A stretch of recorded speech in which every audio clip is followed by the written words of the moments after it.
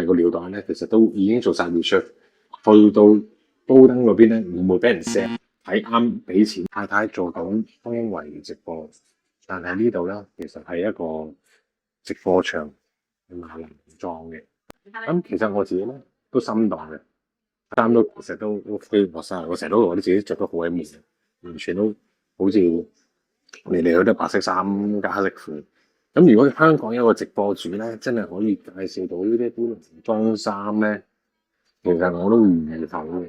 嗱咁，但係咁講啦，即係始終個數據咧，10個睇直播咧，真係9個都女仔。你話男仔係咪真係好難做到啲市場？我哋覺得唔係嘅。咁如果你問自己一個 gentleman 啦，即係襯衫好叻啦嘅男仔咧，去介紹賣衫咧，我都會睇嘅。咁但係你唔好諗住咁長啊，即係可能半個鐘嘅 live 就算數啦，即係冇乜耐性。咁所以其實你話係嘅，喺成個消費市場咧，男人佔成個百分比咧，大概1% 度啦。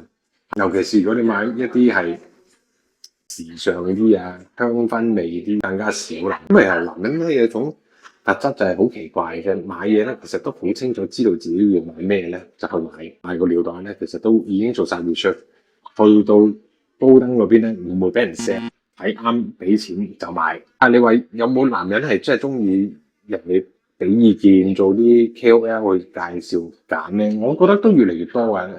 喺台灣同香港都見到一啲 KOL 咧係介紹男人化妝。對於呢個市場咧，其實我自己雖然唔化妝啦，但係我都好明白，如果一個男人要化妝咧，其實佢都想聽下多啲嘅意見，因為你身邊唔多 friend 係化妝嘛，咁而你自己要決心係想化妝嘅話咧，其實你唔睇 KOL 唔得㗎。咁同人哋我都係嘅，如果我做一個男人，我好難講到我自己中意着咩衫，我總之一睇就覺得，咦呢一類型嘅衫啱我，但係又冇 friend 可以同我講喎，其實我都會揀直播去聽下佢點樣去講，甚至乎最後落單。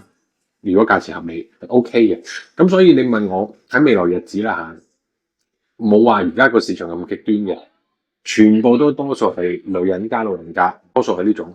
咁日後會唔會多咗啲男人咧？後生呢個市場咧，或者寵物主，我覺得係會越嚟越多嘅，因為直播又好或者網店嘅消費又好，始終都已經係成為一個新常態。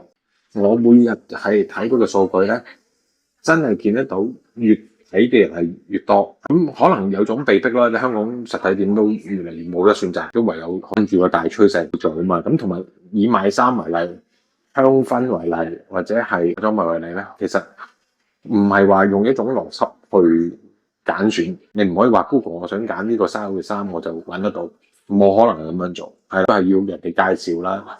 咁樣配襯咧，呢種形式去 sell 咧，其實都仍然有個價值喺度。